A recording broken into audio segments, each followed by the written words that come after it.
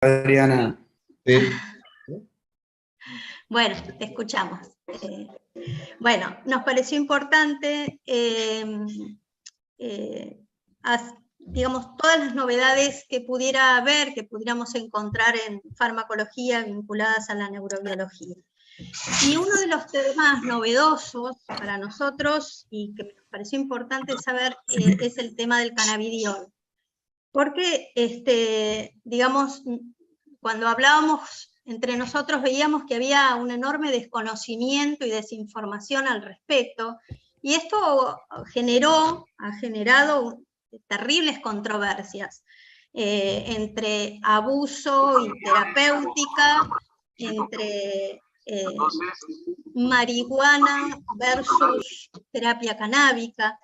Entonces, queríamos y nos parecía fundamental para los psiquiatras que empezáramos a conocer acerca del cannabidiol, fundamentalmente porque hoy el cannabidiol es una molécula que fue aislada, que está en nuestro país, que es un compuesto farmacológico, que lo conseguimos en farmacia, que está estandarizado, que tiene estándares internacionales, que ha sido suficientemente probada su uso, y aunque está avalada solo para un uso terapéutico, creíamos que como se vienen muchos usos terapéuticos nuevos, esos usos terapéuticos tienen evidencia científica y era fundamental para nosotros que todos podamos conocer acerca de esto. Cuando pensamos en el curso, hicimos como hincapié o decidimos hacer hincapié en dos cuestiones fundamentales. Una en el contenido del curso y otra en los disertantes. El contenido, porque tenía que ver con aquellos nuevos usos terapéuticos, potenciales usos terapéuticos que tuvieran aval científico, que ya empezamos a ver y que de eso se va a tratar el curso y mucho de eso vamos a mostrar. Pero el otro tema importante es que los disertantes que nos van a acompañar en todos estos encuentros son profesionales de vasta experiencia y que son pioneros. Muchos de ellos han sido y son investigadores y conocen desde hace muchísimos años el tema cannabidiol. Entonces creo que es un curso donde todos vamos a aprender mucho. Hoy tenemos a dos disertantes, que son el doctor Gustavo Blanco y el doctor Miguel Micheli. Leandro, si estás, podés presentarlos.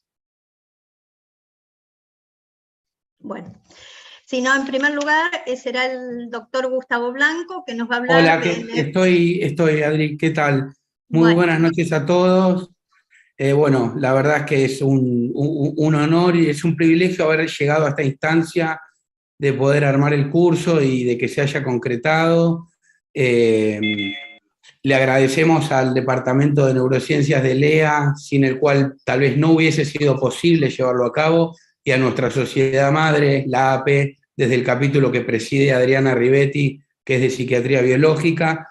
Hoy van a hablar dos disertantes, si bien el tema es sobre cannabidiol al 100%, al 99%, como mencionaba Adriana, hoy consideramos que era mandatorio tener una charla introductoria sobre el sistema endocannabinoide y su farmacología.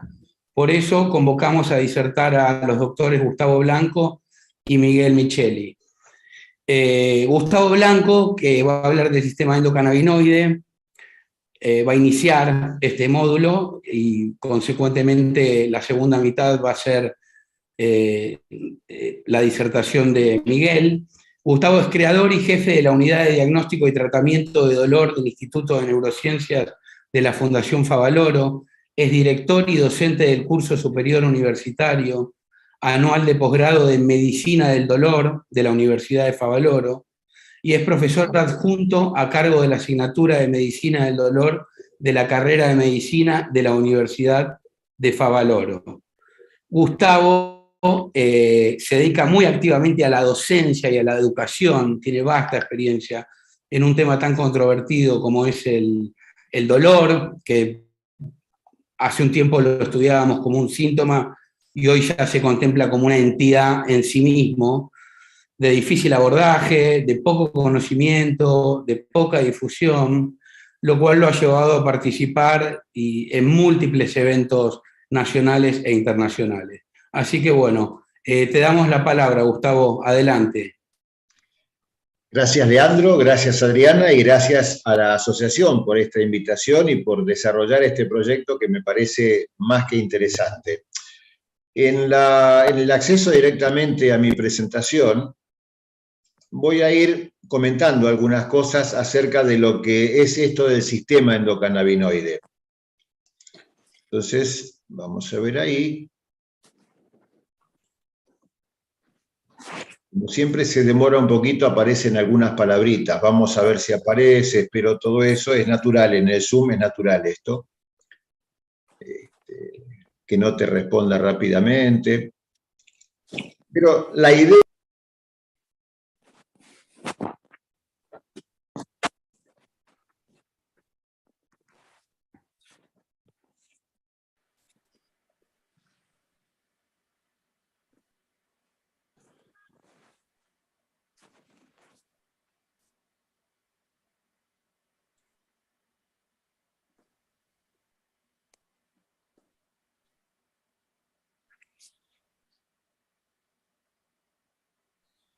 Es un trastorno severo, o sea que esto por ahí algo que muchos de ustedes no tienen incorporado, que es un trastorno que tiene una alta tasa de síntomas.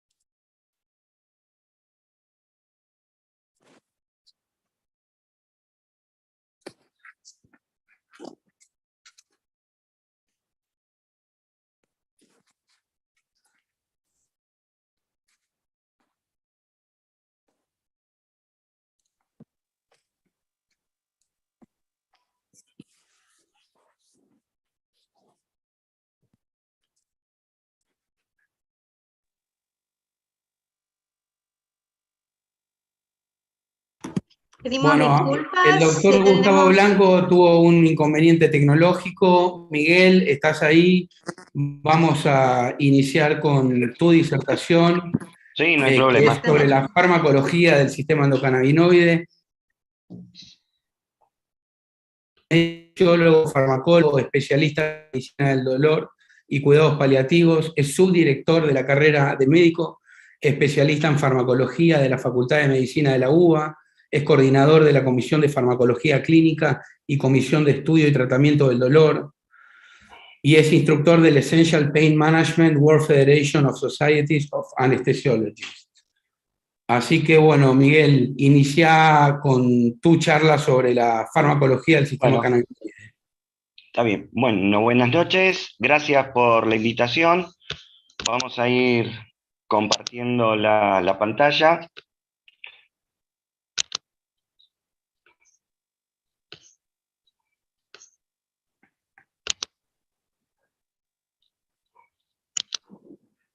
¿Ahí se ve? No. ¿Ahora? No, no se ve.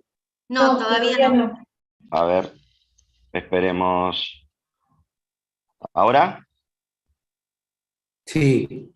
¿Ahora no, sí? Ahora sí. Ahora sí. Ahora sí. Bueno, muy bien. Bueno, nuevamente gracias por la invitación y bueno, es un placer poder charlar con ustedes, poder compartir algunas ideas. Nosotros vamos a tratar de analizar un poco lo que es el tema por un lado del cannabis y por otro lado de los cannabinoides, porque son dos situaciones totalmente, distintas. Vamos a ver cuáles serían las diferencias. Siempre ya tenemos que decir de entrada que el beneficio o la mayor parte de la evidencia a favor siempre del CBD. Nosotros siempre debemos comenzar la charla haciendo algunos interrogatorios o implementar algunos cuestiones. Y la primera es, ¿cuál es la evidencia científica para el uso de los preparados de cannabis, lo que se llama cannabis medicinal, que después vamos a ver qué características deben tener? Y por otro lado, ¿cuál es la evidencia científica para el uso de los cannabinoides? Esto es el CBD o las mezclas como es el nabiximol, que es la asociación fija de THC y de CBD. Y también de algunos productos de tipo sintéticos, como han sido la nabilona y el dronabinol. Es importante establecer si existe no solamente eficacia, sino si existe efectividad clínica, que son dos puntos muy importantes, diferentes. Recordemos que la eficacia clínica de cualquier tipo de medicamento, ya sea un medicamento convencional, un medicamento biológico o biotecnológico, o un medicamento herbario como es el que nosotros estamos considerando, es todos los efectos benéficos que se establecen en los ensayos clínicos. Es decir, estamos hablando de ensayos clínicos de fase 3. Y luego, lo importante, y sin lugar a duda, desde el punto de vista estrictamente farmacológico, establecer cuál es la seguridad.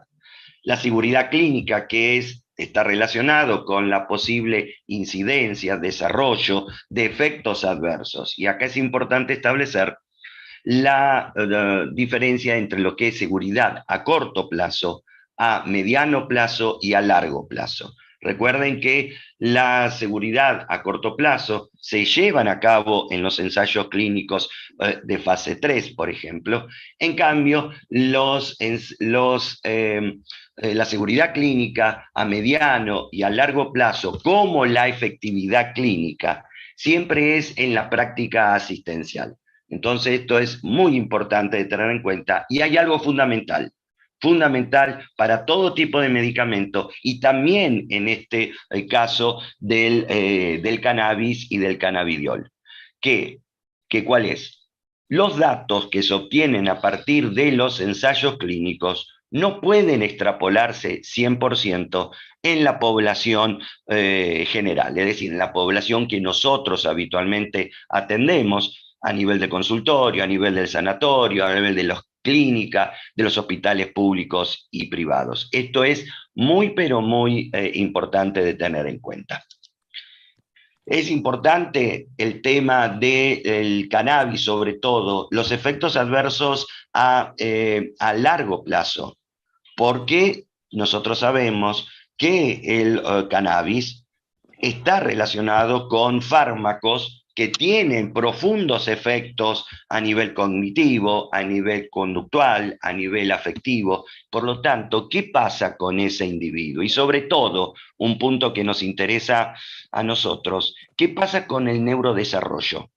Es decir, ¿qué pasa con aquellos pacientes que están sometidos a edades tempranas, como es la adolescencia? Y de hecho hay muchos trabajos con respecto a los efectos del cannabis sobre el neurodesarrollo, más aún todavía a nivel de las mujeres gestantes que consumen marihuana. Todo esto nos preocupa a nosotros en gran medida, porque recuerden, estos fármacos no van a ser consumidos por un lapso de una semana, de 2 semanas, como puede ser un antibiótico, es decir, amoxicilina para un cuadro de una faringitis.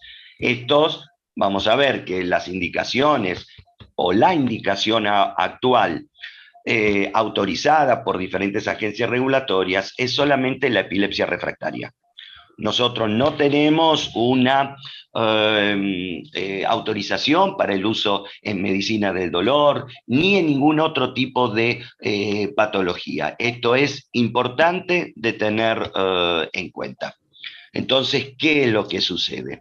Nosotros debemos recordar que todo medicamento, todo tipo de medicamentos, los que ustedes habitualmente utilizan, antipsicóticos, antidepresivos, antidemenciales, etcétera, para poder ser utilizados en la práctica clínica, debemos obtener un conocimiento científico, pero también debemos tener y esto es menester de las agencias regulatorias, un control legal para controlar, fiscalizar lo que sea la producción, la distribución, la comercialización. Sin lugar a dudas, muy importante. Pero ¿qué pasa?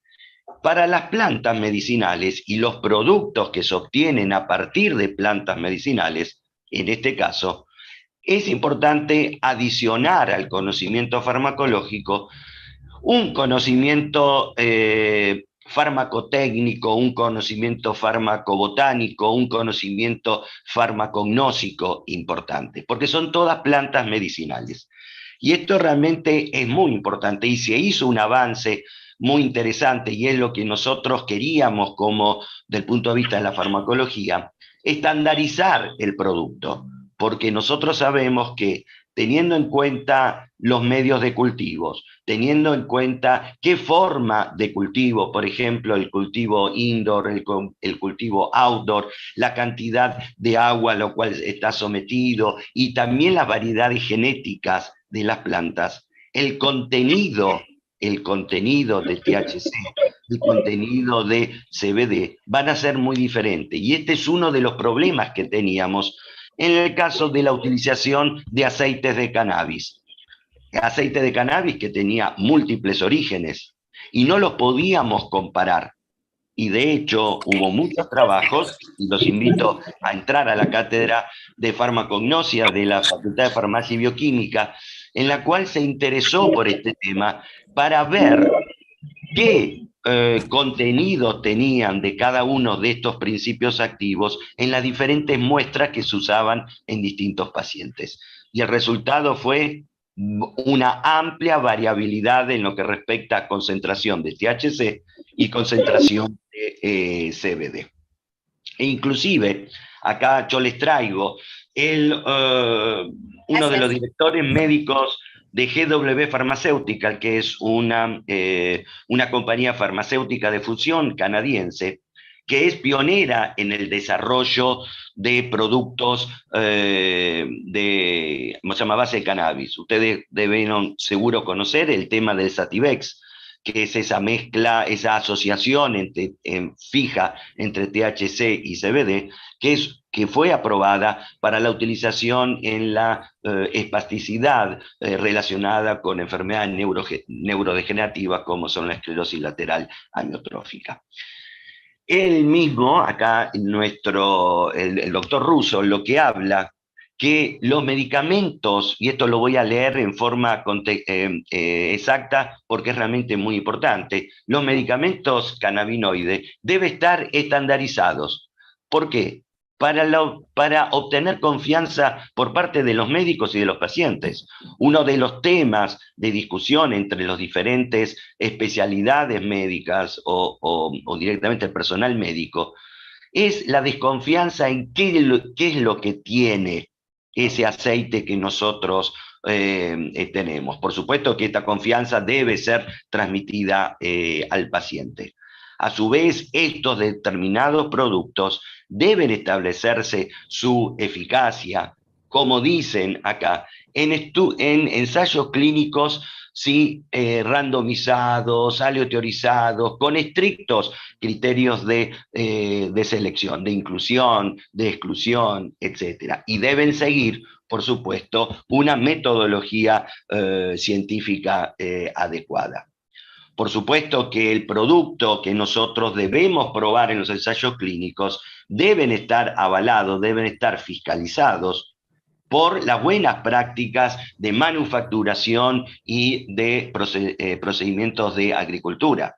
Por lo tanto, esto es lo que a nosotros nos da que la calidad del aceite de cannabis. Esto era lo más importante que nosotros solicitábamos. La calidad nos permite a nosotros establecer qué concentración tiene, porque después vamos a ver que el cannabis medicinal tiene una determinada concentración, es lo que se denomina quimiotipo 3, baja concentración de THC, alta concentración de CBD, y una determinada concentración me va a permitir a mí hacer todos los estudios, por ejemplo, dosis-respuesta. Yo no puedo establecer este tipo de estudio, que es fundamental dentro de los ensayos clínicos de fase 3, si no conozco la concentración. Es decir, es lo que yo siempre digo, nosotros damos amitriptilina, o ustedes dan amitriptilina, pero 25, 50, 100 miligramos, porque saben cuál es la concentración que tiene en el comprimido, de 50, de 100, etc. Eso es un punto fundamental.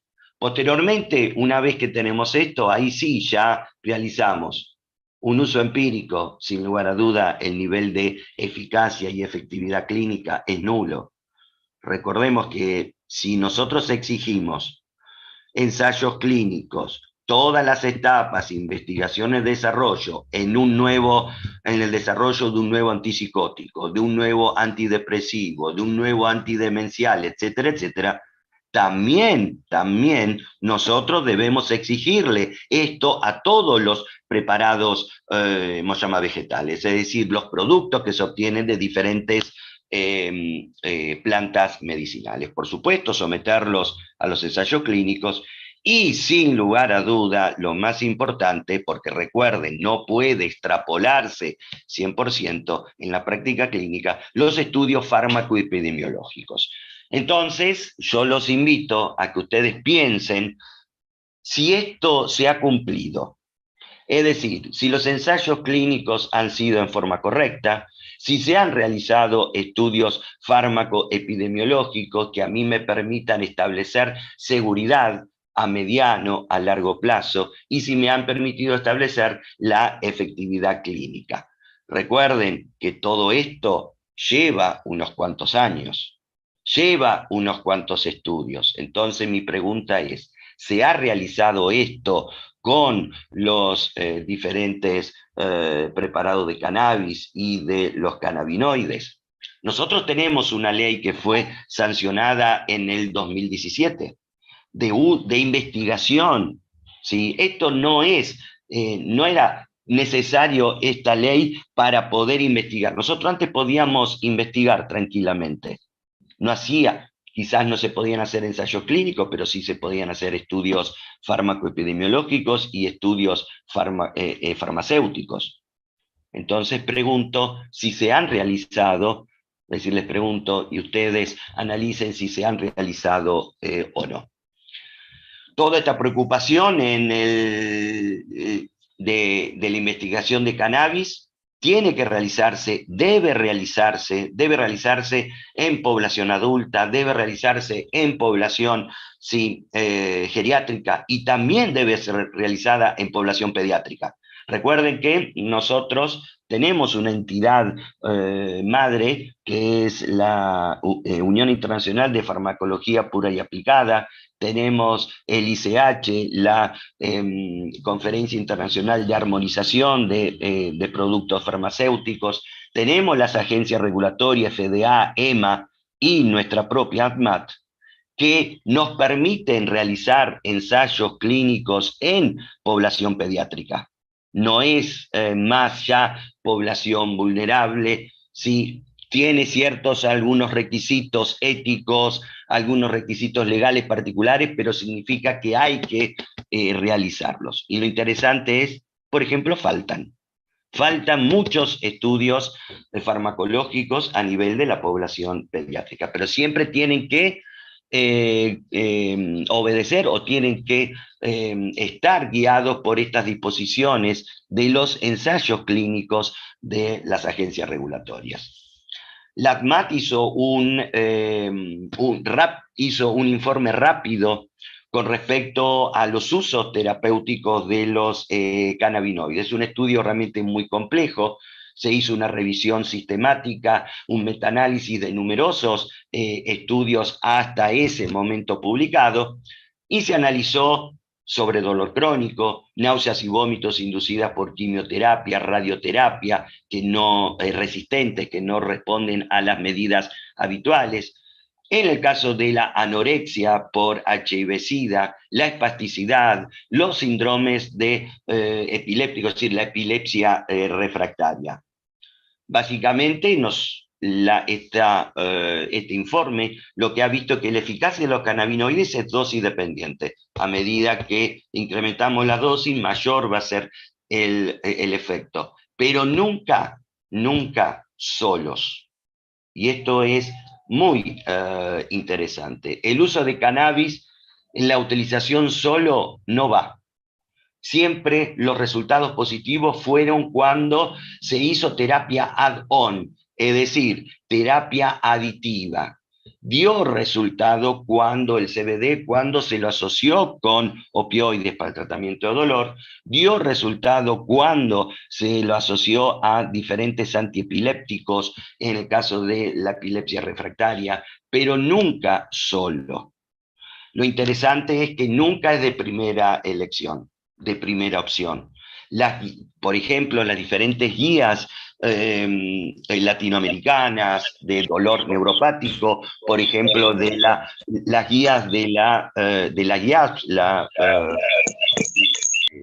la Asociación para el Estudio Internacional de Dolor, no informan de la utilización de cannabinoides como primera línea, como segunda línea. La única que habla de uso es la guía de dolor neuropático de la Sociedad Canadiense de Dolor, que lo coloca en tercer lugar.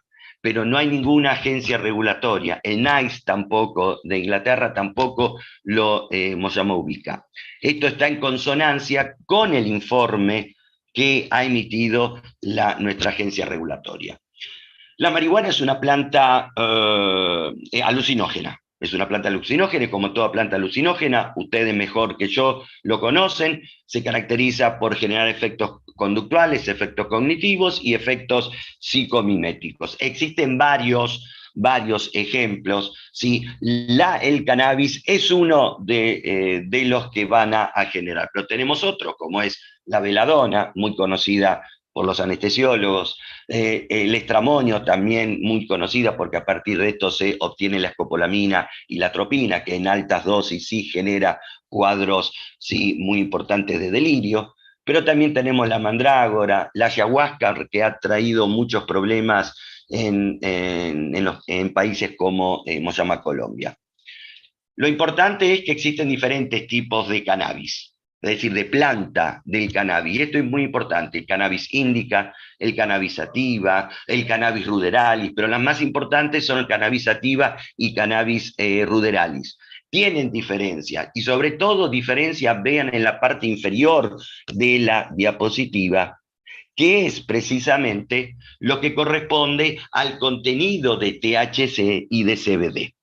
Precisamente nosotros obtenemos lo que respecta el aceite de cannabis que se utiliza, es a partir del cannabis sativa y tiene alto contenido de THC y bajo contenido de CBD. Todo lo contrario a lo que nosotros estamos buscando. Lo interesante, y acá viene una notable diferencia, el cannabis no tiene solamente cannabinoides, y el cannabis sativa no tiene solamente cannabinoides, sino que tiene otros principios activos que se obtienen, que también están presentes en otras plantas medicinales. Por ejemplo, los terpenos, por ejemplo, los flavonoides, por ejemplo, los alcaloides. Y la pregunta es, ¿el efecto terapéutico del cannabis se debe a los cannabinoides o se debe también a los terpenos, flavonoides, alcaloides, alcoholes, etcétera? Y la pregunta es sí, por supuesto. Tenemos muchísimos terpenos. Acá les pongo un ejemplo, no hace falta que se los acuerden, pero lo importante es que hay por lo menos 20, 25 terpenos diferentes. Ahora vamos a ver cuál es su papel. No solamente tenemos terpenos, sino que también tenemos flavonoides. Estos flavonoides se encuentran no solamente en el cannabis, sino que también en otras plantas, por ejemplo, el tilo, la manzanilla. Es otros compuestos que pueden tener actividad, y de hecho tienen. Por ejemplo, acá yo les traigo lo que se llama, desde el punto de vista farmacológico, la eliminación presistémica. Nosotros sabemos que cuando administramos un fármaco por vía oral, parte de esa dosis, vamos a ponerle 10 miligramos de morfina, no se absorben los 10 miligramos de morfina. Una porción se va a absorber, va a pasar directamente a nivel de la sangre, se absorbe por los vasos sanguíneos y los vasos linfáticos, pero hay una porción que va a ser lo que nosotros denominamos eliminada, una excreción de tipo presistémica. Esto se debe a que a nivel de la mucosa intestinal, estos son los enterocitos, las células epiteliales, presentan una serie de transportadores denominados glucoproteína P, en la antigua nomenclatura, ahora se denomina transportador ABC, ¿cómo se llama? B1, que se caracteriza porque agarra ese fármaco, por ejemplo la morfina, y la expulsa. Es decir, disminuye la cantidad total que se absorbe. Parte también de esa morfina, de ese fármaco que se ha absorbido, va a ser metabolizado por acción de los citocromos. El principal citocromo que se encuentra en el tubo digestivo es el citocromo 3A4, 3A5. Miren qué interesante. Esto da una determinada concentración plasmática, la línea con azul. Pero los flavonoides lo que hacen es inhibir tanto el transporte como la metabolización. Entonces, ¿qué hacen? Una mayor nivel plasmático, lo que nosotros denominamos mayor biodisponibilidad sistémica. Y recuerden que, por ejemplo, para el tema de los opioides, la concentración plasmática del opioide es la que va a determinar la intensidad del efecto. Mayor concentración, mayor intensidad de efecto. Si yo administro opioides más aceite de cannabis, el efecto analgésico, ¿a qué se debe? ¿Al THC? ¿Se debe al CBD? ¿O se debe al flavonoide? Los flavonoides, ¿dónde están? En los jugos de cítricos. Nosotros sabemos que si queremos incrementar la biodisponibilidad de la morfina, los que hacemos medicina del dolor lo sabemos perfectamente, ¿qué hacemos? Que tome jugo de cítricos. Nosotros sabemos que a lo largo del tiempo la biodisponibilidad oral de la morfina va bajando. Inicialmente es un 30%, luego con el tiempo baja a un 30%. Entonces, la misma dosis obtiene menor nivel plasmático, entonces el paciente tiene dolor. Nosotros le agregamos jugo de naranja, jugo de cítrico, ¿y qué hacemos? Porque tiene los flavonoides y mejora los niveles plasmáticos, mejora la biodisponibilidad sistémica. Lo mismo sucedería con el cannabis. Acá no estamos no es el efecto analgésico por parte del THC y el CBD, sino por parte de los flavonoides. Mira, interesante, se ha dicho que el cannabis es antiinflamatorio y podría ser utilizado en el tratamiento de de artritis reumatoidea. Pero miren qué interesante. Son los terpenos, son los flavonoides los que tienen perfecta actividad antiinflamatoria. Símil AINES, símil glucocorticoides. Miren acá. Ustedes saben que los procesos inflamatorios son debidos a los eicosanoides, es decir, las prostaglandinas, prostaciclinas, y nosotros sabemos que el efecto analgésico, antiinflamatorio del AINE se debe a inhibir a la síntesis de estos a partir de la inhibición de la ciclooxigenasa 2, fundamentalmente ciclooxigenasa 1, ciclooxigenasa 2. La ciclooxigenasa 2 es la que se ve específicamente a nivel del foco inflamatorio. Los glucocorticoides generan, sí, muy importante, la síntesis total, porque inhiben la liberación del ácido araquidónico, que es el precursor. Vean acá, estos productos no relacionados con los opioides, con los cannabinoides, generan disminución en la liberación de citoquinas proinflamatorias. Muy interesante de recordar. Entonces, todos estos productos que no son cannabinoides tienen efecto analgésico, efecto antiinflamatorio, efecto sedante. ansiolítico. Esto tiene que ver porque interactúan con la neurotransmisión serotoninérgica. Recuerden que la neurotransmisión serotoninérgica y la neurotransmisión GABAérgica y la neurotransmisión noradrenérgica juegan un papel importante en los estados de ansiedad. Es decir, nosotros incrementando la neurotransmisión GABAérgica disminuimos la ansiedad. Si modificamos la neurotransmisión serotoninérgica, disminuimos la ansiedad. Por supuesto que la ansiedad está manejada por la neurotransmisión noradrenérgica a partir del locus ceruleus. Entonces, ojo, pregunta: ¿cuál es el efecto sedante del tilo y de la manzanilla que usaban nuestras abuelas? Esto, precisamente. Los terpenoides, muy importante a recordar. A partir de esto es que Menchoulian, que es el que ha estudiado sin lugar a duda el tema de los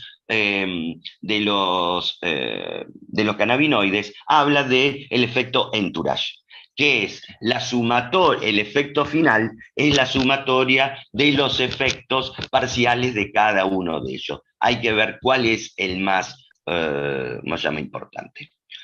Los cannabinoides son varios, es decir, se encuentran en dos formas, formas ácidas y formas neutras. Las formas ácidas son totalmente inactivas y las formas neutras son las activas. El CBD, el delta 9 y delta 8 tetrahidrocannabinol y el CBN. Recuerden que el que no es psicomimético es el CBD.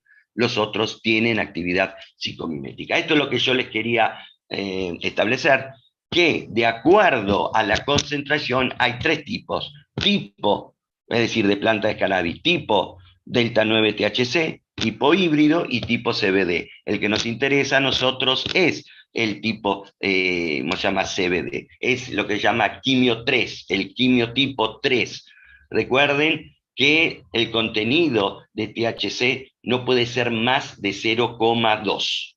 Los canadienses hablan un poquito más, 0,3, pero estadísticamente hablando no hay ninguna diferencia. Este es el cannabis medicinal.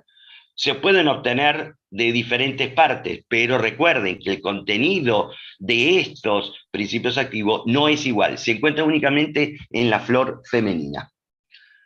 THC y el CBD son fármacos multitarget, que se denomina, es decir, tienen varios efectos. Son agonistas CB1, son agonistas CB2, son agonistas de un grupo de receptores denominados GPR, son agonistas de los receptores TRP, que son canales iónicos que intervienen en la percepción, es decir, que intervienen en la sensibilidad mecánica, termoalgésica, etc. El CBD, miren qué interesante, es antagonista CB1, antagonista CB2. ¿Y cómo genera su efecto analgésico? Ahora lo vamos a ver más adelante. El efecto analgésico. Recuerden que los cannabinoides, los endocannabinoides, después lo van a ver mucho más en detalle, son moduladores. El sistema nervioso, como ustedes conocen, trabaja con neurotransmisiones excitatorias y neurotransmisiones inhibitorias. La principal neurotransmisión excitatoria es el glutamato, y las principales neurotransmisiones inhibitorias son el GABA y la neurotransmisión GABAérgica y la glicinérgica. GABAérgica en todo encéfalo y médula, y la glicinérgica fundamentalmente a nivel de la médula. Es importante que el sistema nervioso se maneja de esta forma: excitación, inhibición, excitación, inhibición. El resto de los sistemas de neurotransmisión, la neurotransmisión peptidérgica, la neurotransmisión aminérgica, la neurotransmisión de tipo colinérgica, etc., lo que hacen es actuar regulando estas neurotransmisiones de tipo excitatorias e inhibitorias. ¿Y qué hacen los endocannabinoides? Precisamente frenan cuando existe una hiperactividad glutamatérgica y cuando existe una hiperactividad GABAérgica y glicinérgica. Es decir, se liberan, no se almacenan, se liberan cuando hay estímulos importantes, cuando existe una hiperactividad de la neurotransmisión excitatoria o de la inhibitoria. Lo interesante es que en muchas etapas del desarrollo, Esta hiperactividad glutamatérgica es fundamental para el desarrollo neurológico y psiquiátrico del paciente. Después lo vamos a ver con respecto a la memoria y el aprendizaje. Ahora, esta neurotransmisión glutamatérgica, por supuesto que es deleteria en muchos casos porque genera los fenómenos de sensibilización central asociado al dolor neuropático y al dolor nociplástico. La neurotransmisión GABérgica inhibitoria también juega un papel importante en el neurodesarrollo y por lo tanto, ojo con inhibirla, porque el consumo externo significa desequilibrio de la neurotransmisión excitatoria y neurotransmisión inhibitoria. Nosotros sabemos que los cannabinoides, los endocannabinoides, lo que hacen es inhibir la liberación presináptica de todo tipo de neurotransmisores, y ahí tienen la lista. Glutamato excitatorio, acetilcolina excitatorio, dopamina excitatorio, noradrenalina excitatorio, GABA inhibitorio. El mecanismo del dolor, esto es una fibra aferente nociceptiva, ¿sí? Que A delta o de tipo C, es decir, mielínica a mielínica, pero que también se puede corresponder a una fibra nerviosa no nociceptiva, como es una A delta. Fundamentalmente lleva información a la médula a través de sustancia P y de glutamato. Nosotros sabemos que existe una despolarización, un impulso nervioso, que es una despolarización propagada, llega al terminal presináptico, abre los canales iónicos de calcio, como acá están, y estos canales de calcio se abren, aumenta la concentración de calcio a nivel de histosol, y esto libera el neurotransmisor. Por supuesto que existen receptores que modulan a nivel presináptico esta despolarización. Y acá tenemos los receptores opioides, y acá tenemos los receptores CB1. Recuerden que los cannabinoides actúan sobre receptores CB1 y CB2. CB1 y CB2. Entonces acá explicamos muy bien cómo es el efecto analgésico. Acá yo les muestro cómo, por supuesto que el glutamato, uno de los más importantes, actúa sobre los receptores NMDA, AMPA-kainato. Esto es muy importante cuando veamos el tema de la memoria y el aprendizaje. Miguel, perdón, tenemos 5 minutos. Sí, nada más. Últimos 5 minutos. Muy bien, listo. Entonces esto es para mostrar que se liberan cuando hay actividad. El efecto analgésico es por disminución en la liberación, pero también por disminución en la liberación de factores de citoquinas a partir de las células gliales a través de receptores CB2. Acá también vemos cómo estos receptores, los receptores opioides y los receptores CB, actúan en forma sistémica. En el tratamiento del dolor existe la disponibilidad, aumento de la disponibilidad sistémica y de la encefálica. La biodisponibilidad, esto se debe a interacciones farmacodinámicas y a interacciones farmacocinéticas. Nosotros debemos recordar que habíamos visto que los cannabinoides lo que hacen es inhibir, por ejemplo, el CBD, el THC, los diferentes transportadores. Y acá esto es muy importante. Esto se observa a nivel del tubo digestivo, como habíamos dicho, por lo tanto, las dosis que nosotros administramos de morfina o de otro tipo de opioides que ya no funcionan, vuelven a tener actividad. Acá vemos cómo el CBD hace el mismo efecto que nosotros habíamos dicho relacionado con los terpenos y de los terpenoides. Pero ojo, que acá vienen las interacciones, no solamente para los opioides y los antiepilépticos, sino que también para una serie de fármacos. Ojo con los opioides, aumentan los niveles plasmáticos de antieméticos, de antiarrítmicos, antihipertensivos, antibacterianos, antineoplásicos. Ojo con esto, porque si aumentan los niveles plasmáticos puedo tener mayor incidencia de efectos adversos. ¿Qué pasa a nivel de la barrera hematocefálica? Nosotros sabemos en la barrera hematocefálica atraviesan los fármacos de la sangre al líquido cefalorraquídeo, pero también existe una serie de estos transportadores que hacen que se expulsen y disminuya su concentración. Acá lo tenemos, pero ¿qué pasa cuando nosotros administramos opioides. Los opioides entran y posteriormente van a ser expulsados por estos transportadores. Pero miren qué interesante, la morfina, el CBD lo que va a hacer es inhibir a estos transportadores. Por lo tanto, los niveles que se obtienen de opioides a nivel del líquido cefalorraquídeo van a ser mayor. Eso es lo que se llama biodisponibilidad tisular, encefálico medular. Mejoran el perfil farmacodinámico del fármaco.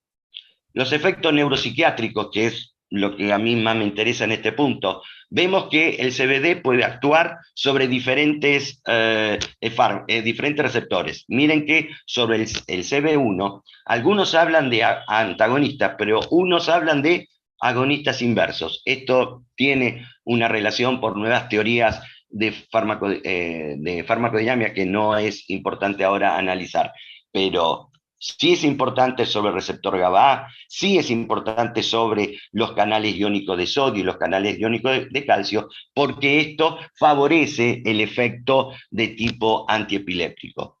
Nosotros sabemos que el receptor GABA es fundamental para el control de las epilepsias, y nosotros sabemos que el CBD lo que hace es actuar como modulador o efector alostérico positivo de los receptores GABA.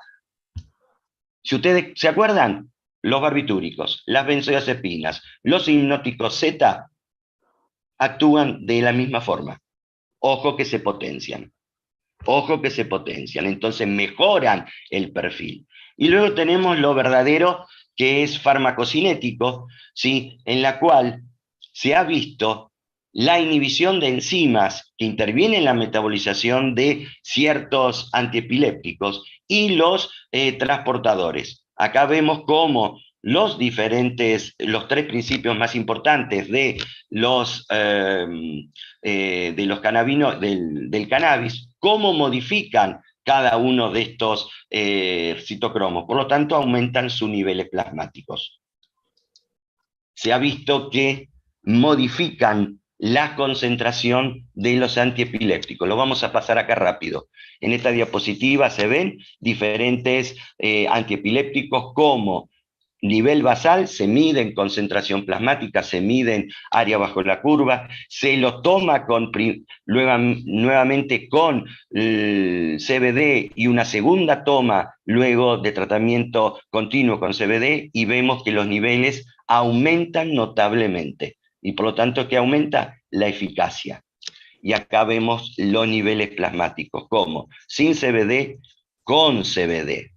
Esto sería el clobazam en sangre. Esto es en cerebro. Vean cómo los niveles son muy superiores. Lo mismo sucede con los metabolitos. Los transportadores, esto es fundamental. Como habíamos dicho, para los opioides, esto se observa para los antiepilépticos. ¿Sí? Lo pasamos más rápido porque esto es lo mismo. El CBD bloquea, por lo tanto, ¿qué pasa? Los antiepilépticos se quedan más tiempo en el líquido cefalorraquídeo, aumentan su concentración, y por lo tanto, no hay antiepiléptico que escape a esto. Esto explica por qué en terapia add-on con antiepilépticos mejora los cuadros de epilepsia. Y esto es fundamental. Sobreexpresión de transportadores en pacientes con epilepsia refractaria. Antiepilépticos atraviesan, sí, la membrana, pero luego son expulsados. Por lo tanto, si estos fármacos inhiben estos transportadores, mejoran la concentración. Esta es la teoría actual de la epilepsia refractaria. Y realmente da muchos beneficios. Esto lo leo en forma estricta. El 30% de los pacientes con esquizofrenia y con epilepsia no responden adecuadamente a la terapia. Y esto tiene que ver por el rol que juega, la sobreexpresión que que se observa de los transportadores. Por lo tanto, el CBD mejora esto y por lo tanto mejora el cuadro clínico. Efectos adversos, rápidamente ya para terminar. Estudios electrofisiológicos, neuropsicológicos, muestran a largo plazo alteraciones cognitivas clínicamente relevantes, memoria y atención. Todo esto tiene que ver con la biología de la LTP, la potenciación a largo plazo, esa hiperactividad que yo les nombraba de glutamatérgica. Recuerden, hipocampo y amígdala. ¿Sí? Las neuronas, ¿sí? Las neuronas piramidales resultan influenciadas por glutamato. Esta es la base molecular de la memoria. Yo tengo que estimular a los receptores NMDA, estos receptores NMDA, que son los responsables de la sensibilización central a nivel de la médula espinal en dolor, en el hipocampo y en la amígdala, son fundamentales para la memoria, sobre todo para la memoria espacial, por ejemplo. Entonces, yo tengo que establecer una hiperactividad. Si yo freno esta actividad, porque estas neuronas tienen lamentablemente el mayor densidad, número de receptores CB, CB1, CB2, ¿dónde están? En el sistema límbico. Un grave problema para el paciente. Y acá vemos cómo todo a nivel de la corteza, influencia colinérgica, noradrenérgica, glutamatérgica y GABAérgica es fundamental para el neurodesarrollo. Todos estos terminales tienen receptores CB1, por lo tanto disminuyen su liberación. Por lo tanto, la corteza se encuentra estimulada en forma adecuada. Ese es el interrogante. Nosotros tenemos acá mejor, en la corteza motora, receptores CB1, que inhiben a la inhibitoria, a la GABAérgica. Esto no es muy bueno que digamos. Luego tenemos el influjo del locus coeruleus, el principal núcleo noradrenérgico. ¿Qué pasa? Noradrenalina fundamental para las zonas prefrontales. El CB1 disminuye su influencia. ¿Sí? En el circuito del reward, muy importante, decimos que no es una droga pesada, es decir, fácil de adicción, pero la biología, la neurobiología dice todo lo contrario. Tiene el mismo sistema, y acá ven, las neuronas dopaminérgicas del área tegmental ventral que van hacia la corteza prefrontal, se encuentran modificadas su función. Todo esto, estos circuitos influenciados por el CBD, hacen que muchos autores hablen de la relación entre el uso crónico de cannabis, depresión, ansiedad, esquizofrenia y alteraciones cognitivas. Relación entre cannabis y esquizofrenia, precipitar un episodio psicótico en personas con antecedentes o exacerbar los... Miguel, ya tenemos que ir dándole lugar a la charla de Gustavo Blanco. Esta es la última diapositiva. El uso crónico de cannabis durante la adolescencia podría ser un factor de riesgo de esquizofrenia. Bueno, muy bien. Muchas gracias por su atención. Bueno, muchas gracias, Miguel, por la charla. Después, al finalizar, vamos a plantear preguntas y vas a tener la oportunidad de evacuar las dudas de la audiencia. Gustavo, bueno, adelante con tu disertación. Bueno, nos pareció importante. Bueno, espero ahora poder compartirlo bien. Parece que ahora está mejor que antes. Decidme, por favor, Leandro, si lo estamos viendo bien. No se ve. ¿Cómo no se ve? Dice que has iniciado, ahí se ve perfecto. Listo. Adelante. Bueno, muy bien. Miguel me ha facilitado parte de lo que tenía para conversar con ustedes, así que esto va a ser un poquito más rápido entonces, pero el objetivo era, si lo hubiéramos hecho al revés, incluirnos dentro de lo que era la neurobiología del sistema endocannabinoide. Entonces, cuando empecé a plantearme esta charla, dije, ¿por qué tenemos que hablar de esto?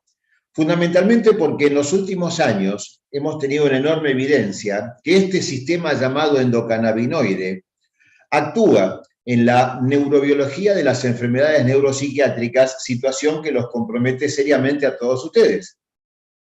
Afecta fundamentalmente en la neurotransmisión, en los sistemas neuroinmunes, en los sistemas neuroendocrinos, con lo cual estos sistemas son aquellos que tienen cierta disfuncionalidad o franca disfuncionalidad en la mayor parte de las afecciones neuropsiquiátricas como se contemplan hoy en día. Pero se me ocurrió hacer una visión a lo mejor diferente y tomé estas dos publicaciones, que está resaltada la fecha a propósito, donde lo que vemos es que en el año 2004, esta publicación decía: Fisiología y farmacología de los cannabinoides, 30 años de progreso, 2004. O sea que hoy en día tenemos más o menos 50 años de evolución de toda esta historia y nosotros recién la estamos descubriendo.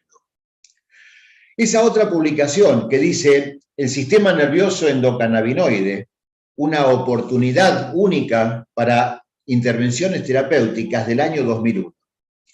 Por lo tanto, hace 50 años que tenemos la idea de que esto podría llegar a servir, hace 20 años que lo teníamos como proyecto futuro y lamentablemente o afortunadamente, recién hoy en día tenemos la realidad de poder disponer de alguna serie de productos para poder trabajar adecuadamente.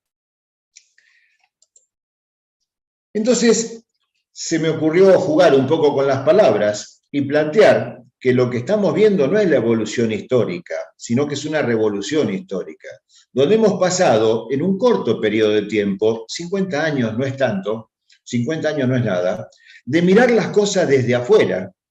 Fíjense ustedes todo lo que les mostró Miguel recién, cómo hemos profundizado en el análisis de lo que estamos viviendo cotidianamente desde el punto de vista farmacológico, desde el punto de vista terapéutico, desde distintos objetivos que tenemos que tener para poder plantearnos cómo trabajar con los pacientes. Y quise hacer una relación con esto de la historia, con lo que pasó habitualmente y que nos pasa frecuentemente. En el año 1972, Bert y Snyder descubren los receptores opioides dentro del organismo. ¿Qué cosa ilógica tener receptores dentro de mi organismo para una sustancia que estaba afuera, en la morfina? Unos pocos años después, se describen las endorfinas, los péptidos opioides endógenos, aquellas sustancias que actuaban sobre estos receptores. Mucho tiempo atrás, y lo vamos a ver ahora próximamente, se describen los receptores cannabinoides. Y al describirse los receptores cannabinoides, quedaba pendiente el poder saber con qué se estimulan. Y ahí se empezó a pensar en la teoría de los endocannabinoides y se descubrió que eran metabolitos desintegrados a partir del ácido araquidónico que iba a metabolizarse por distintas enzimas y que iba a tener algunas acciones y propiedades similares a los componentes del cannabis sativa, como vimos previamente. Pero yo les decía que esto transcurrió en mucho tiempo. En el año 1940 se aísla el cannabidiol, sustancia que 80 años después estamos empezando a usar terapéuticamente. En el año 1988, casi 50 años después, se identificó el receptor CB1 en ratas y un par de años después se pudo identificar en humanos. Pero se identificó primero el receptor y unos años después se descubrió la anandamida como primer endocannabinoide, de los cuales hay muchos, pero hay dos que son los fundamentales y con los que más nos vinculamos, la anandamida y el 2-araquidonilglicerol, el segundo endocannabinoide.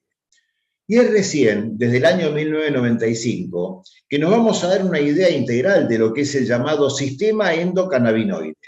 Sistema no es ni el receptor ni la sustancia.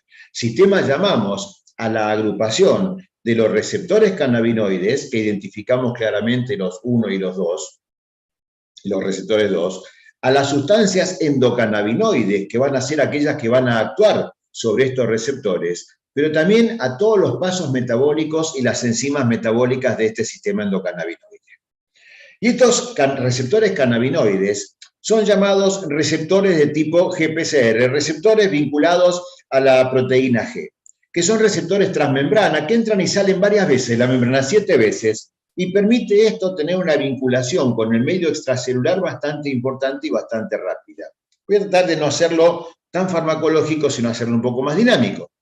Pero tal vez lo importante también era ver que estos receptores a nivel del organismo, cuando se describió primero el receptor CB1, con una particularidad: se encontraba predominantemente en sistema nervioso central, y se pensó que era exclusivo de ahí. No, está en muchas partes del cuerpo.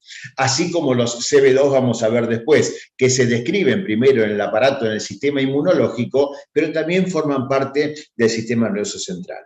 Pero la relación directa de los receptores CB1, sobre los cuales actúa en forma directa el THC, por eso su neurotoxicidad, actúan sobre las funciones importantes para el aspecto cognitivo, el aprendizaje, la memoria, el pensamiento, el juicio, y actúa en otra serie de funciones motoras y en las percepciones temporales.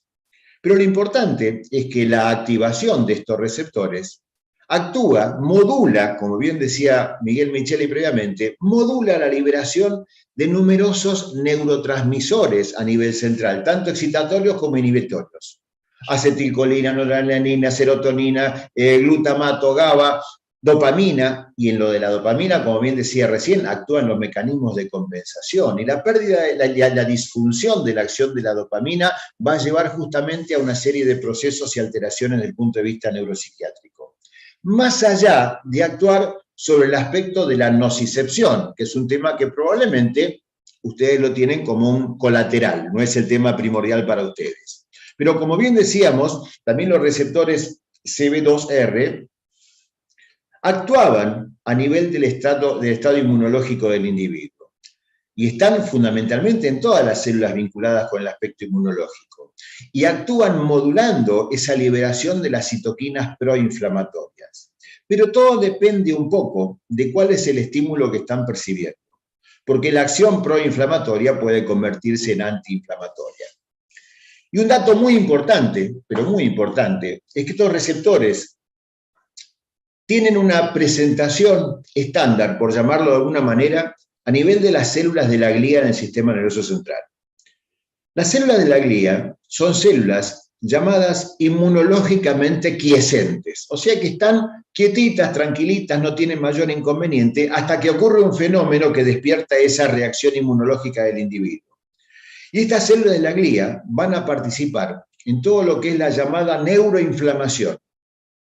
Y la neuroinflamación es un proceso por el cual no solo lo quiero asimilar a lo que es la inflamación de cualquier parte del cuerpo, donde un fenómeno de una injuria, de una lesión, va a producir la respuesta nativa del organismo, que es la inflamación, con vasodilatación, con liberación de mediadores inflamatorios, con migración leucocitaria y demás, sino que a nivel del sistema nervioso central, la neuroinflamación también produce alteraciones a nivel de la barrera hematoencefálica, con lo cual vamos a favorecer el daño regional, porque la migración leucocitaria a nivel del tejido nervioso va a favorecer zonas de daño que se van a producir y van a perpetuar ese daño y van a producir después la repercusión que vemos habitualmente en los cuadros neuropsiquiátricos también. Y esto es muy importante, ¿por qué? Porque la acción, la estimulación que produce la inflamación y algunas sustancias que actúan sobre estos receptores va a modificar genéticamente la expresión de estos mismos receptores dentro de las células de la glía y van a modificar las acciones de las células de la glía. Entonces, estas células, que cuando los que tenemos unos añitos más estudiábamos anatomía, histología y fisiología, eran el soporte estructural del sistema nervioso central, hoy en día resulta que no solo tienen funciones de protección y hasta de agresión para el organismo. Y eso es muy importante porque gran parte de estos receptores se establecen en las células de la glía. Y cuando hay activación de las células de la glía, se potencia genéticamente mayor expresión de este tipo de receptores. Y simplemente para tener una imagen de qué estamos hablando, porque uno parecía como que hablaba de que había algunos receptores por acá, otros por allá, prácticamente todas las zonas del sistema nervioso central tienen una variación importante de la presencia de este tipo de receptores. Pero como ustedes ven ahí enlistado, de los que tienen mayor cantidad, moderada cantidad o menor cantidad, gran parte de las estructuras, y esto nos hace entender ese tema tan importante de la interacción, de la red de comunicaciones que tiene el sistema nervioso central. Los receptores CB2 también tienen alta, moderada y baja presencia dentro de las estructuras del sistema nervioso central. Y para entenderlo un poquito más todo esto, también es importante saber que si uno pudiera extraer los receptores del sistema nervioso central, si uno los pone en una bolsita y los quiere pesar, probablemente los receptores cannabinoides son los que mayor expresión tienen en el sistema nervioso central. Entonces sí, vamos a empezar a vincular esto con todo lo que estamos viendo hoy en día. Y es fundamental porque hay receptores cannabinoides a nivel de todo el cuerpo. Y lo voy a relacionar después con otra situación especial.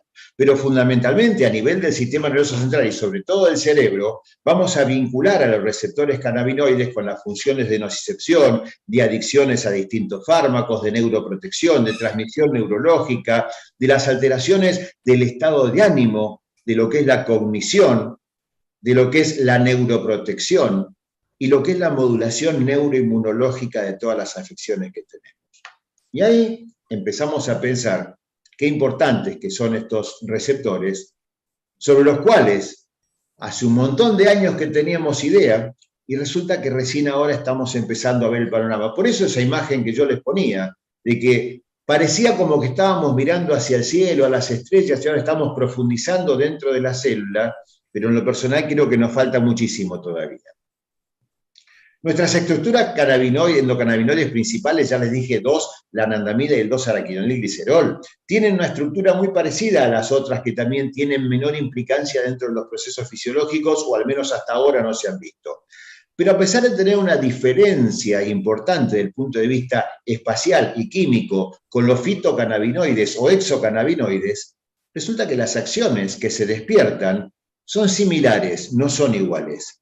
Porque, por ejemplo, el THC va a tener afinidad por los receptores cannabinoides 1, pero va a tener a lo mejor una menor afinidad, pero una mayor expresión de la acción que están produciendo. Mientras que la anandamida a lo mejor tiene más afinidad y menos potencia. Entonces, por eso van a competir de una manera distinta y por eso va a prevalecer la droga que es más potente. Y por eso, como bien decía Miguel, hoy en día se propone hacer esa tendencia al cannabidiol más puro posible. Cuando salió aquel Sativex, que era la asociación 1 a 1 entre THC y CBD, el planteo fue, que salió en Canadá puntualmente, que ellos desde el año 2001 tienen todo lo que es la incorporación de investigación y de productos de la industria farmacéutica, ya por el 2003 con esta sustancia, en Canadá, ellos lo usaban para el dolor que superaba el tratamiento en pacientes con dolor neuropático. Y sigue siendo así, como bien decía Miguel, las listas canadienses, las guías canadienses de manejo del dolor, no lo ponen en primera línea, y ellos lo tienen hace 20 años este producto en el mercado. Nosotros que recién estamos empezando a tener, no tenemos ni siquiera todavía una aprobación formal para todo esto. Pero sí es importante entender que tanto la anandamida como el 2-araquidonilglicerol, los principales endocannabinoides, derivan de la modificación por medio de distintas enzimas, que no voy a entrar en detalle ahora, del ácido araquidónico. Y esto generó que se entendiera por qué no se descubrían claramente estas sustancias. Porque el ácido araquidónico se desprende de la membrana celular por medio de estas enzimas y va a terminar configurándose en la anandamida y el 2-araquidonilglicerol. Y después, por otras vías enzimáticas, se va a degradar rescatando ese ácido araquidónico que forma parte de la estructura de la membrana celular. Pero lo importante era también ver que uno podía confundirse con el concepto de que estas sustancias, estos endocannabinoides, fueran neurotransmisores. Y hay diferencias sustanciales con los neurotransmisores clásicos. ¿Por qué? Porque los endocannabinoides no se almacenan en vesículas.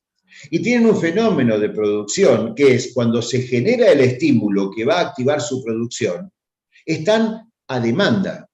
Se produce ahí y se liberan inmediatamente según necesidad, a punto de partida del desarrollo desde el ácido araquidónico. Mayormente son transmisores retrógrados, y voy a hacer un poco la referencia histórica ahora a todo esto también, como para entender un poquito el sistema. Históricamente se veía que se liberaban en la célula postsináptica y actuaban en la célula presináptica para reducir la cantidad de neurotransmisor liberado presinápticamente. De manera tal que uno veía que la acción del endocannabinoide iba a actuar de la membrana postsináptica a la presináptica y eso iba a impedir la liberación de los mediadores que iban a ser excitatorios y que iban a producir el cuadro doloroso. Pero esto fue complejizándose con el paso del tiempo, y de hecho tenemos receptores cannabinoides a nivel de la membrana presináptica, a nivel de la membrana posináptica, pero también hay otros grupos de receptores cannabinoides, perdón. Porque dentro de las estructuras celulares, y a punto de partida de la estimulación muchas veces, se diferencia otro grupo de receptores cannabinoides que van a estar dentro de las organelas que están a nivel de la célula. Van a actuar a nivel mitocondrial, alterando la capacidad de generación de energía de esa célula. Van a actuar a nivel de los lisosomas, modificando la acción de estos. Van a actuar a nivel de los ribosomas, modificando la síntesis de proteínas.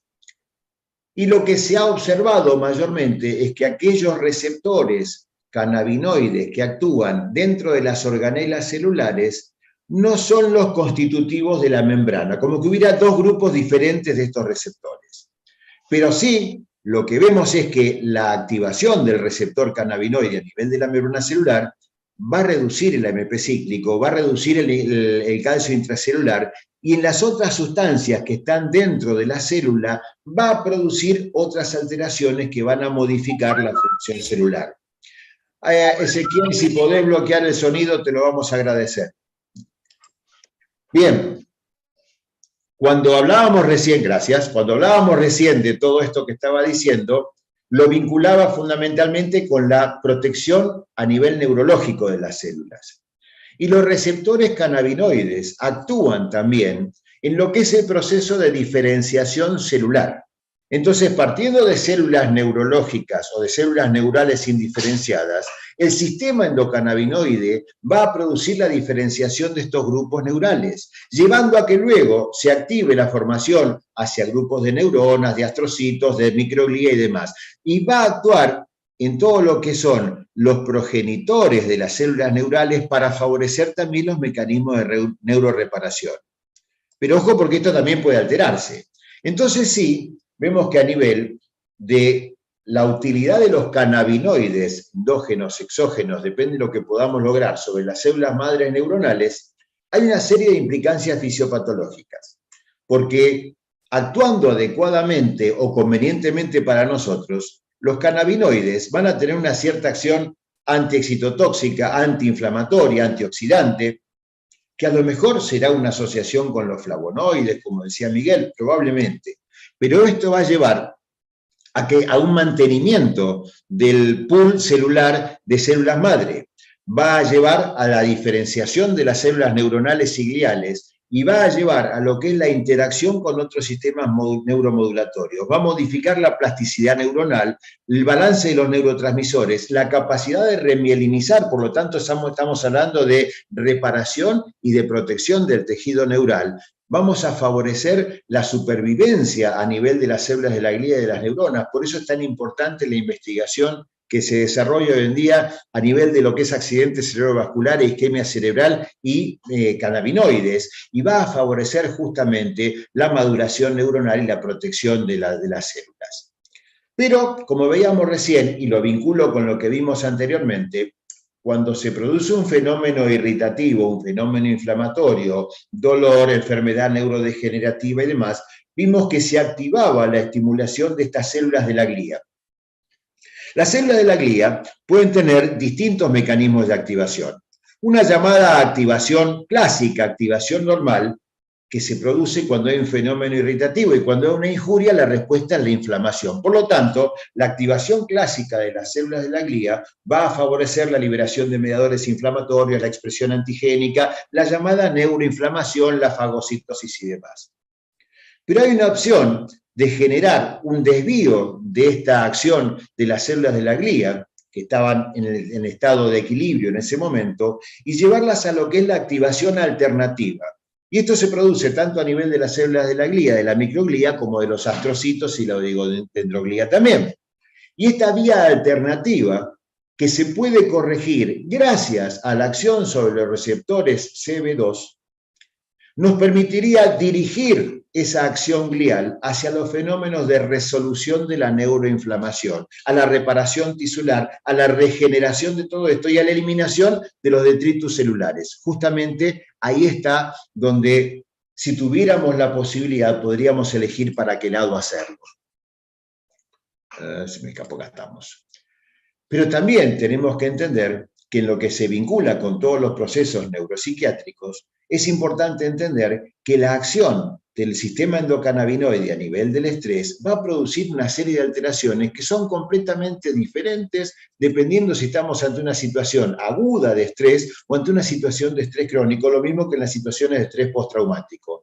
Inicialmente, la situación de estrés con la liberación de hormonas corticotrópicas va a llevar al aumento de la producción de una enzima que es la hidrolasa de los ácidos grasos, de la amida de los ácidos grasos, que es la que deteriora la anandamida. Por lo tanto, en el inicio de la situación de estrés vamos a tener una reducción de ese endocannabinoide, mientras que en la etapa tardía vamos a incrementar el 2-araquidonilglicerol. Y las variaciones que tienen estas sustancias, la anandamida y el 2-araquidonilglicerol, van a generar disfunción a nivel del eje hipotálamo hipófisis suprarrenal, disfunción a nivel de los trastornos cognitivos, disfunción a nivel de la plasticidad neuronal, disfunción a nivel del sistema simpático, etcétera, etcétera, etcétera. Por eso es tan importante entender que yo hoy no les puedo dar una realidad. Todo esto es real y aún así seguimos pensando que nos falta un montón por delante. Y ya hace un tiempo prolongado que se planteó que la descripción de este sistema endocannabinoide era una apertura sobre todo a todos aquellos aspectos de lo que se vinculaba con las neurociencias, porque el objetivo del sistema endocannabinoide se apuntó y se apunta, de hecho, a tratar de modificar los trastornos de estado de ánimo, los movimientos anormales, las alteraciones neurodegenerativas como la esclerosis múltiple, el Alzheimer, la esclerosis lateral amiotrófica, se vinculó también con los procesos de dolor, con los trastornos del sueño, etcétera, etcétera, etcétera. Por lo tanto, el sistema endocannabinoide participa como modulador de estos procesos neuroinflamatorios y neurodegenerativos. Me gustó mucho una descripción que vi de la publicación de Jacobs del año 2017, donde lo plantea como que el sistema endocannabinoide es el eslabón perdido del entendimiento de la fisiología humana. Y acá es donde lo quiero asociar, así como antes lo asociamos con el sistema de los péptidos opioides endógenos y los receptores opioides, quiero asociarlo con lo que tal vez uno no termina de tener en claro, pero que cuando lo charlemos nos vamos a dar cuenta rápidamente. Cuando uno habla acerca de los efectos deleterios de los antiinflamatorios. Cuando uno pregunta cuál es el mecanismo de acción de los antiinflamatorios, sistemáticamente todos repetimos eso que nos dijeron, que inhibían la síntesis de la prostaglandinas por la acción de la ciclooxigenasa, etcétera, etcétera. Hay múltiples mecanismos de acción más de los antiinflamatorios.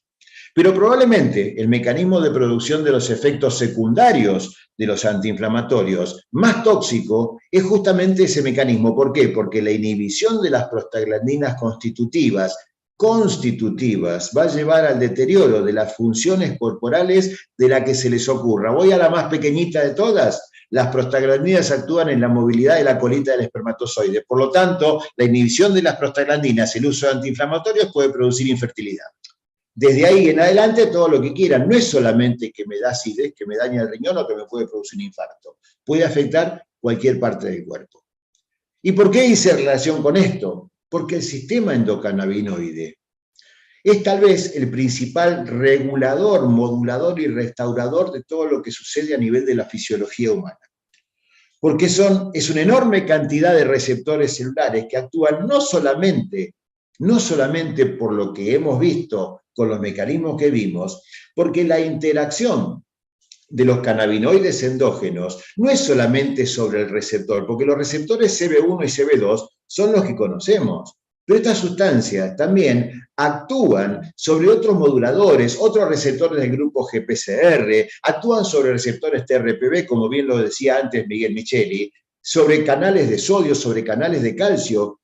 La acción es múltiple de estas sustancias. Entonces, cada vez que un cannabinoide se une a un receptor celular, lo va a activar y vamos a ver para qué lado se dispara. Y de hecho, algunos de los principales procesos fisiológicos regulados por el sistema endocannabinoide comprometen fundamentalmente todas las condiciones biológicas que enfrentamos cotidianamente, más allá de las neurodegenerativas. Para poder modular el sistema endocannabinoide, tenemos, como bien veíamos, los agonistas, los antagonistas, que ya vamos a ir viendo con el correr del curso, una serie de drogas, pero también tenemos sustancias que van a incrementar la liberación de endocannabinoides, sustancias que van a reducir el catabolismo de los cannabinoides. Hay una que es muy simple, porque cuando se produce la degradación del cannabinoide, del endocannabinoide o del cannabinoide exógeno, cuando se produce la degradación de estas sustancias, se va a tener que reabsorber y va a poder reintegrarse nuevamente en ácido araquidónico en la célula. Ahora lo llamamos.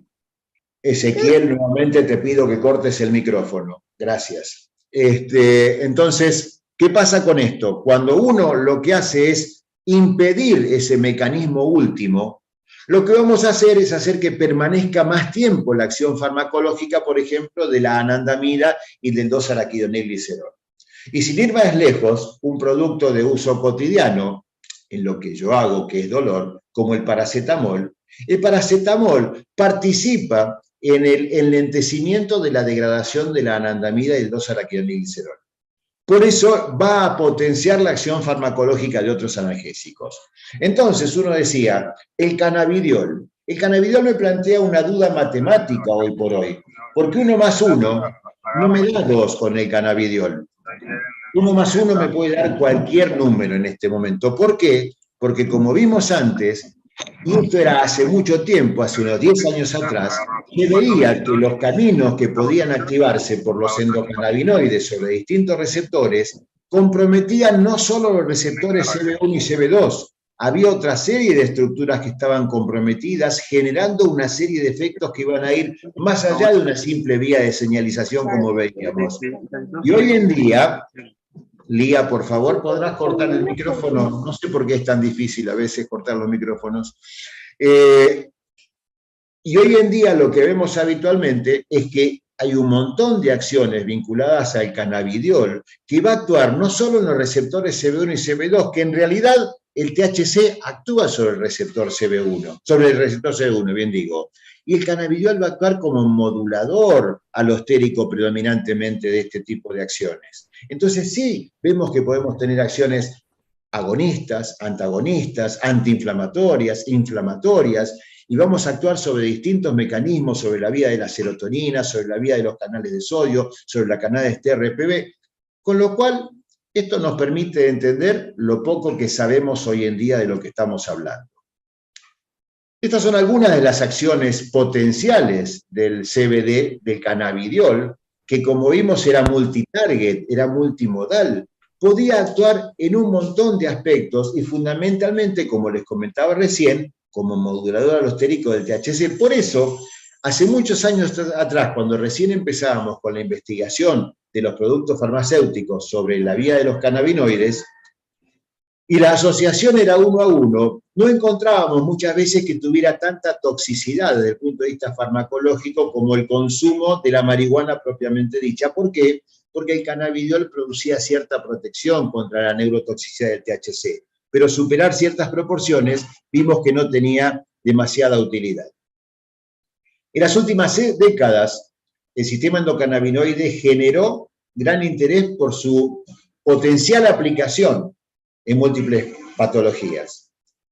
Y el conflicto surge con que el cannabis medicinal, y esto va a una pregunta que hicieron ahí en el chat, nosotros como médicos no podemos indicar aceite de cannabis porque partimos de una base ilógica, porque no sabemos lo que estamos indicando. Entonces, cuando uno de ustedes se plantee la duda existencial metodológica, si le indica o no le indica, no, yo no le voy a no indicar, si lo quiere tomar, que lo tome. Lo que yo no puedo decirle es ni cuánto tiene que tomar, ni nada que se le parezca, porque no sé qué es lo que está tomando.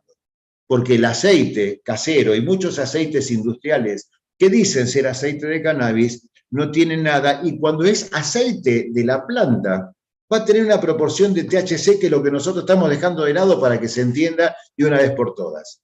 Entonces, el objetivo del uso del cannabis medicinal propiamente dicho, en este caso el cannabidiol, es potenciar los beneficios en las enfermedades neurodegenerativas. Y a eso estamos apuntando, y eso es lo que sí compartimos, ustedes con todas las enfermedades neuropsiquiátricas, en lo que a mí me compete con todo lo que es el dolor crónico, y sobre todo porque estas sustancias tienen, las que están bien controladas, tienen un alto perfil de seguridad y de tolerabilidad para todo lo que es su uso. Pero como bien decíamos antes, también nos quedan una serie de preguntas por contestar. ¿Cuál? ¿En qué dosis? ¿Qué frecuencia de uso? ¿Qué vía de administración? De hecho, digo porque también hay productos que tienen aplicación de cannabis a nivel tópico. Y no está mal, porque la activación de los receptores de CB1 y CB2 sobre todo, que están a nivel de los queratinocitos, que son células que están a nivel de la piel, va a favorecer el desarrollo de la respuesta que estamos esperando. Entonces, fíjense ustedes hasta dónde llega este mundo en el cual recién estamos entrando. Tenemos que ver en qué afecciones, qué enfermedades, qué síntomas, y eso nos va a permitir probablemente mejorar nuestra calidad de atención. Hay un clásico dentro de la medicina que dice que la mitad de las cosas que enseñamos dentro de 5 años no van a tener valor. Lo que no sabemos es cuál de esas mitades es la que tenemos que tener en cuenta. Les agradezco mucho su atención y supongo que tendremos un tiempito ahora para preguntas para poder compartir eso también. Muchas gracias. Bueno, muchas gracias, Gustavo. Muchas gracias. Yo quiero hacer mención especialmente a Miguel, ¿no? La verdad, ha sido un lujo absolutamente estas 2 disertaciones. Les pido disculpas por este ruido de mi perrito por aquí. Pero no quería dejar de mencionar las excelentes disertaciones que en realidad nos sirven para poder entender como médicos, en este caso como psiquiatras o neuropsiquiatras, lo que tiene que ver con lo que yo les decía en el inicio del curso, vinculado al uso de los aceites de cannabis. Es decir, que todo esto que hasta ahora no podíamos medir y no podíamos considerar y no podíamos prescribir, como acaba de decir recién Gustavo excelentemente, porque como médicos va en contra de lo que nosotros fuimos formados para poder hacer.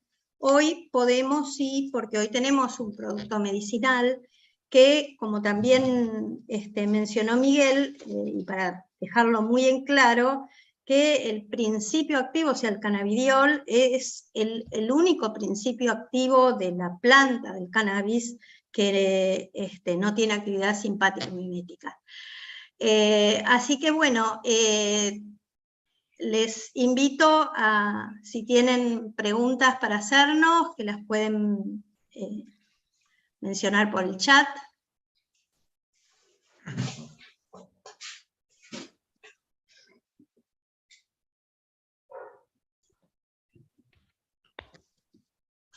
Bueno, ya que todavía no hay preguntas, yo quiero aprovechar para... Yo sé que vos manejás un amplísimo espectro de recursos terapéuticos, desde un simple comprimido de paracetamol hasta la indicación del implante de un estimulador medular crónico. Y todo el gran espectro de matices de los abordajes que existen en el medio. Estoy seguro, no me cabe duda, de que hay pacientes que te llegan al consultorio ya usando aceites de cannabidiol, porque nos pasa a todos, es la realidad, en la práctica cotidiana el paciente viene y nos cuenta que lo está usando o que tiene algún familiar que lo está usando. ¿Has tenido la experiencia de algún paciente que utilice o ya has podido indicar en este cortísimo tiempo desde que se aprobó el producto cannabidiol como producto farmacéutico al 99%? Bueno, vamos por partes, decía Jack. El aceite que trae la gente es aceite de no sé qué. Miguel comparte conmigo un aprendizaje que hemos tenido, que cuando se manda a las distintas cátedras para analizar el producto, te encontrás con aceite de oliva, con cualquier cosa que lo que menos tiene es aceite de cannabis. Si fuera un producto adecuado de la planta, tendría la combinación de ambos, con lo cual nosotros tratamos de no hacerlo. Pero a mí me pasa como experiencia, y me ha pasado notoriamente, que la gente viene y toma una gota, 2 gotas, 3 gotas, cada cuánto. ¿De qué color es? Porque hay colores variados dentro de lo que es el espectro del aceite de cannabis en los distintos frasquitos que lo trae la gente. Y un error de concepto, que eso bien lo dijo claramente Miguel, es un aprendizaje que hemos tenido hace un tiempo atrás, y Miguel es una persona que preconiza mucho esto. Entendamos que es un modulador. Y la mayoría de los que han tenido fallas han ido dejando los tratamientos y empiezan a tomar las gotitas y te dicen, esto no me sirve para nada. Ese esto no me sirve para nada tiene múltiples explicaciones. La primera es que no le sirve para nada, porque no tenía nada. La segunda es porque la dosificación no era suficiente. La tercera es porque no tomó acompañando un tratamiento adecuado. Y ese es el fenómeno más importante que tenemos hoy en día. A lo mejor dentro de 5 años decimos todo lo contrario. Es probable que nos encontremos para decir lo contrario en 5 años, pero hoy por hoy eso es lo que manejamos casi todos.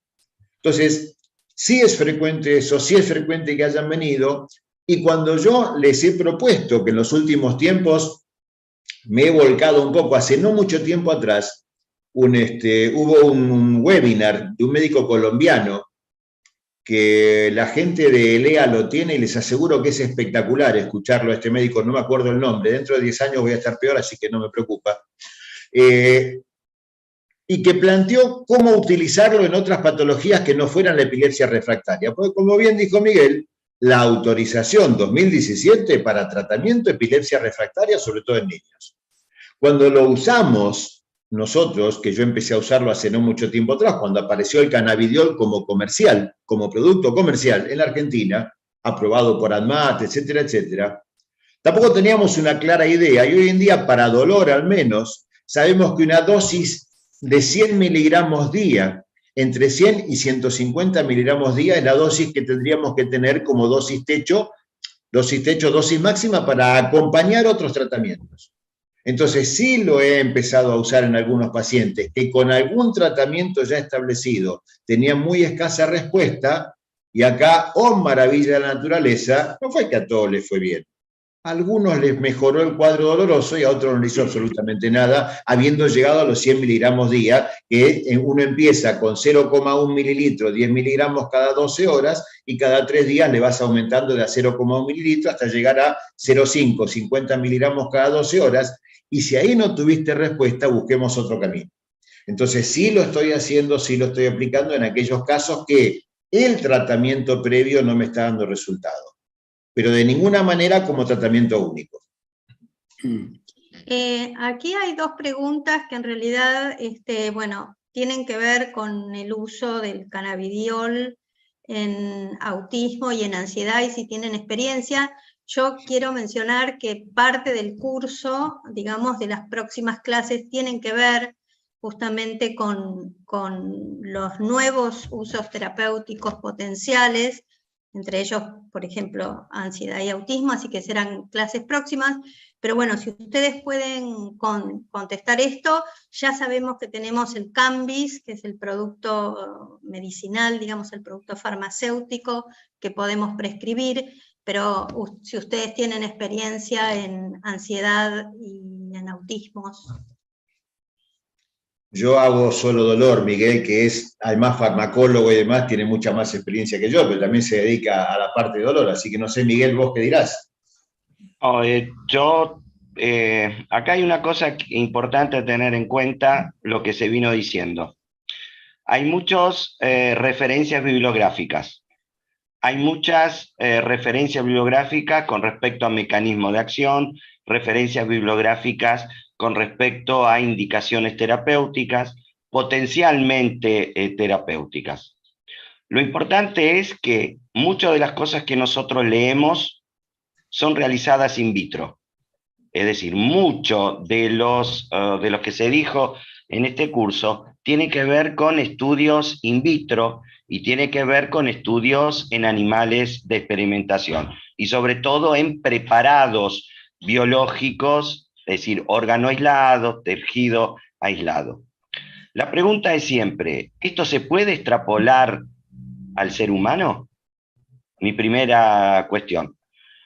Para decir que sí o no, tenemos que hacer estudios, ensayos clínicos. No son concluyentes y no hay, en primer lugar. En segundo lugar, muchas de las indicaciones que se hablan son off-label, fuera de autorización. Yo lo que veo que hay una desesperación por parte de muchos colegas de prescribir off-label. Hay algunas situaciones que sí, pero con respecto al cannabis hay que tener mucho cuidado. Por la sencilla razón, ¿qué dosis? Mi pregunta es, supongamos que sí sirve para la ansiedad, para el ataque de pánico, para el glaucoma, etc. ¿Cuál es la dosis? Yo no lo sé. Las dosis se establecen a través de ensayos clínicos, ya sea de ensayos clínicos explicativos o los pragmáticos. Los pragmáticos son los que se utilizan en la población general. Bueno, por eso, disculpa. ¿Cuántos hay? Ahí está, que claro. Esa es, vamos a llamar, la cuestión.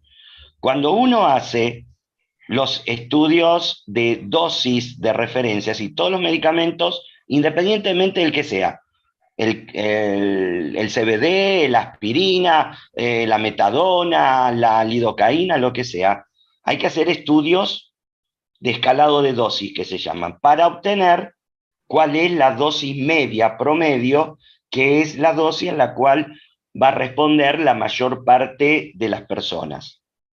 ¿Están esas dosis? Y además las tiene que autorizar la agencia regulatoria. Respondiendo a tu pregunta, porque si no, hay evidencia, hay ya un esbozo, un atisbo de evidencia, de estudios clínicos de diversa índole, reportes de series de casos. Bueno, listo. Bueno, que están sugiriendo el uso potencial del cannabidiol al 99% a ciertas cantidades de dosis, teniendo en cuenta que uno tiene ahora la posibilidad de poder estandarizar y saber que eso el frasquito del mes que viene es un igual gran avance al de este mes. Por eso este curso se trata sobre la evidencia de los usos potenciales. Por eso, ahora bien, exactamente. Es la evidencia científica que tenemos en los nuevos usos potenciales que hoy no están y en el futuro potencialmente sí.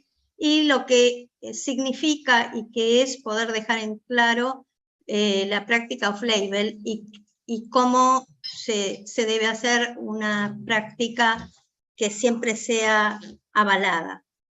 Ahí está. Ahí han dicho lo que corresponde. Es decir, toda dosis, toda autorización, no la dan los ensayos, no los ponen, no nos imponen una serie de casos. La serie de casos es la que menos evidencia tiene. Es decir, nosotros tenemos una serie de grados de evidencia. El metaanálisis y la revisión sistemática es el máximo. Luego vienen los ensayos clínicos y así, los casos y controles, los estudios de corte, etc. El tema es que no sabemos, no se hizo. Cada vez que un medicamento que ya está, vamos a poner el ejemplo de la clonidina. La clonidina nosotros la usamos típicamente como antihipertensivo. ¿Sí? Como antihipertensivo, sobre todo durante el embarazo. Después empezó a ver que tenía efecto analgésico. Se tuvo que volver hacia atrás nuevamente para empezar a hacer el estudio, a ver cuál es la dosis que le corresponde. Eso es lo que se cuestiona. El informe que hizo rápidamente el ADMAT con respecto a lo que yo mostraba sobre dolor crónico, sobre diferentes patologías, lo que ha cuestionado es la metodología. Cuestionó la metodología totalmente irregular y no apegada a las normas internacionales. Por eso yo lo que creo que lo que hay que hacer, nunca estuvo prohibida la investigación con cannabis. Eso de que la gente no puede investigar. Yo puedo investigar. Si yo tengo varios pacientes con aceite de cannabis, yo puedo mandar a medir. ¿Me puede prestar un poquito? ¿Me puede prestar un poquito? Lo puedo mandar a un farmacéutico que me lo dosifique, que me determine la concentración, y yo ya automáticamente sé la dosis que está recibiendo, y puedo obtener información de uno, de otro paciente, e informarlo. ¿Por qué no se hace eso? Bueno, perdón, porque tenemos que ir terminando por una cuestión de que nos hemos excedido mucho en el horario, porque la verdad que las charlas han estado exquisitas. Yo lo que quisiera decir es que justamente, Miguel, ese es el asunto, que la idea no es que como médicos hablemos del aceite de cannabis, sino que hablemos del cannabidiol. Acá hay una pregunta que dice si hay algún fármaco aprobado con 99%. Sí lo hay, tenemos un producto que se compra en la farmacia, que está elaborado con toda la tecnología, y esto es una realidad. Entonces, hoy podemos hablar de algo diferente más que ver lo que un paciente que le fabricó a alguien o que extrajo de una planta está tomando. Entonces eso me parece importante dejarlo en claro, que poder avanzar y poder seguir conociendo mucho más sobre cannabidiol, que realmente todos los médicos necesitamos, y los médicos psiquiatras y neuropsiquiatras necesitamos conocer acerca del cannabidiol. Así que les agradezco mucho, y otra vez gracias por las excelentes disertaciones, realmente un lujo. Bueno, gracias a ambos. Gracias. Brillante. Gracias. Y la semana que viene, el martes siguiente, vamos a ir directo a la terapéutica con cannabidiol. El doctor Tedebroski va a hablar un poco de los aspectos holísticos del tratamiento con cannabis y específicamente de ansiedad e insomnio con cannabidiol, y el doctor Castiglianis va a hablar específicamente del uso potencial de cannabidiol para casos de estrés postraumático y burnout. Muchísimas gracias a ambos disertantes, estuvieron brillantes. Gracias a toda la audiencia. Muchas gracias. Gracias. Nos vemos. Nos vemos.